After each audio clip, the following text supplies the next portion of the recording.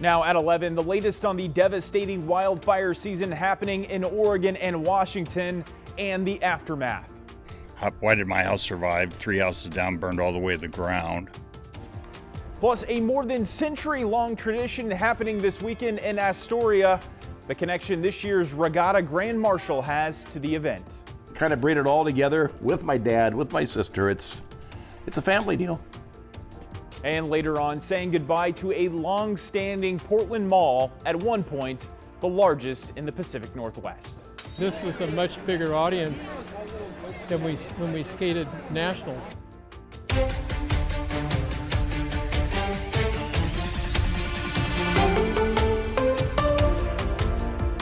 Our top story here at 11, the large response to a garbage fire in Washington County that caused a brush fire nearby. Around 4:20 this afternoon, multiple people reported a large column of black smoke coming from the landfill on Southwest Minter Bridge Road. Arriving crews found a fire in the landfill with its embers causing a spot fire in dry grass nearby. Wind gusts helping to quickly grow that fire, and 2 homes were evacuated in the area. They were able to protect the homes and get the grass fire under control after it burned about 25 acres. One firefighter was treated at the scene for heat-related causes. The cause of that landfill fire is still under investigation. Meanwhile, southeast of Mount Hood, the fight against the grasshopper fire is growing. As of today, it's burned about 54,000 acres. Wind was working against fire crews, which now include Oregon Air National Guard service members. Firefighters say the fire has reached Highway 35 on the western side, which is why it's closed a stretch east of the Highway 26 junction. Today, U.S. Forest Service resources, including a helicopter, are responding to a vegetation fire that sparked earlier today, being identified as the Narrows Fire. It's burning along Highway 244 southeast of Estacada on Forest Service land in Mount Hood National Forest. The highway is still open at this time. And a wildfire burning in southern Oregon has turned deadly. 47-year-old Jason Ensign from Klamath Falls died while operating a dozer on the Wrights Spring fire. Officials say the private contractor was building fire break lines when a flare-up cut off his escape route. His remains were found late Thursday night. All right, let's check in now with meteorologist Joe Ranieri with what conditions are going to look like heading into Sunday. Joe, are crews going to get any help with the weather tomorrow? Unfortunately not. It is going to be another round of windy conditions throughout the morning and into the afternoon. That will hold true going into Monday as well. We're starting to see some breezy conditions here locally in the metro area with gusts near 17 miles an hour. But again, the fire concern is going to be over near the Dalles, where you're seeing gusts right now at 40 miles an hour. Now, the red flag warning has expired. That doesn't mean the fire danger is going to be dropping anytime soon. Air quality alert is up throughout, again, almost the east side of the state, a good portion of the east side of the state. It's also up for parts of Roseburg and Medford.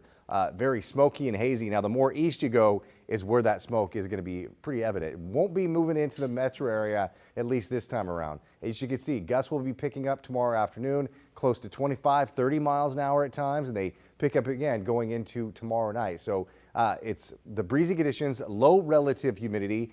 You go the east side of the state, it's a little better now because the temperatures are cooling off, but still 14% in Rome and down to 20% through parts of Burns and John Day, and Baker City, you're seeing a relative humidity of about 37%. The air quality is good. It'll hold that way. But again, the more east you go is where the air quality is really going to be taking a hit. You can see some yellows and some reds on your screen. That's going to be the case for a while. Again, we need a good amount of rain to put in some better air, if you will, and that's not going to happen. I'll talk more about your detailed forecast in a few minutes. All right, Joe, thanks so much. Well, just north of us into Washington, there's an expanded closure for the Gifford-Pinchot National Forest. Officials estimate the high lava fire burning northwest of Stabler has grown to about 1,500 acres. The closure includes multiple trails, including all within the Trapper Creek Wilderness. It will remain in effect through the end of October, but that could be subject to change. In eastern Washington, 3 major wildfires are still burning in the Spokane area, but containment of those fires is up to 50% with no recent growth. In northwest Spokane, neighbors are reconnecting 1 week after fires threatened their homes. Some fought the fires themselves from their own backyards. Evan Watson reports from a hillside where the fire stopped advancing. I talked with neighbors who describe watching the fires spread across this valley, jumping over the Spokane River and heading up the hillside. Some fought back, running up and down the street, spraying homes with water. A few houses burned, others saved by neighbors with hoses. A week ago, neighbors watched the Old Trails fire rip through this valley. Today, they're reminded how close it came. Just the generosity of all the people that are around us is, we bought into the right neighborhood.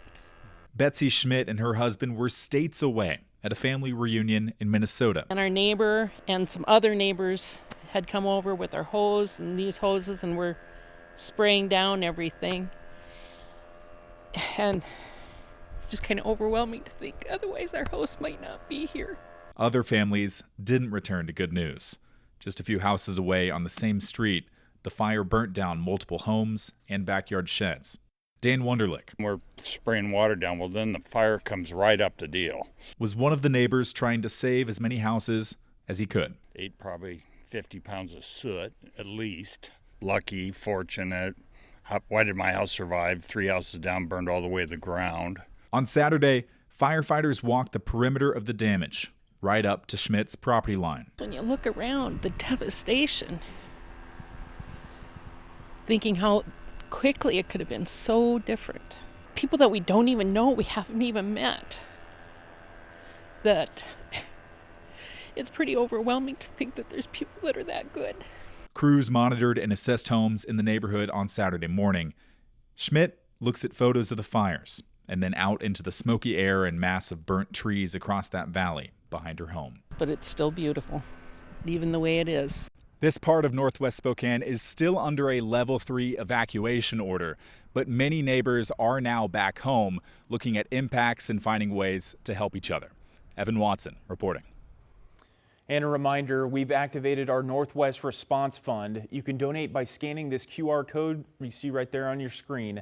Your donations go directly to the Red Cross to help those affected by wildfires in eastern Washington and throughout the state of Oregon.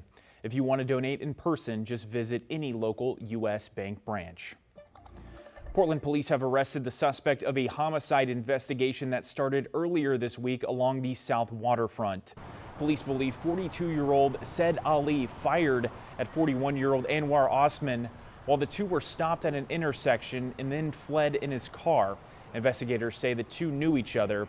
Ali was arrested Friday and booked on second-degree murder charges. Police are still seeking more information and ask for any witnesses to reach out. Yesterday, we got our first look inside the Centennial Mills warehouse in northwest Portland, nearly a week after it went up in flames. A check of the building by 2 canines gave reason for a high likelihood of human remains inside. Demolition is set to begin no later than next Friday. Fire investigators say they haven't been in to fully investigate the scene, so they still don't know what caused that fire. Well, check this out. In Astoria, the Regatta Parade rolled down Marine Drive today, a tradition that's been part of this river town for more than 130 years.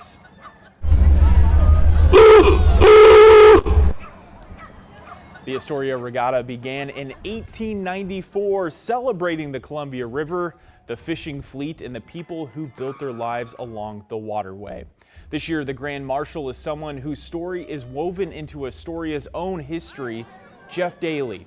He rode just ahead of a restored clown car. That's the same model his father, Jack Daly, once drove as part of the original Astoria Clowns, a tradition that started all the way back in the 1950s. That car carried the ashes of his father and his sister Molly, who was institutionalized by his parents when Jeff was young. They were able to reconnect before she died in 2014.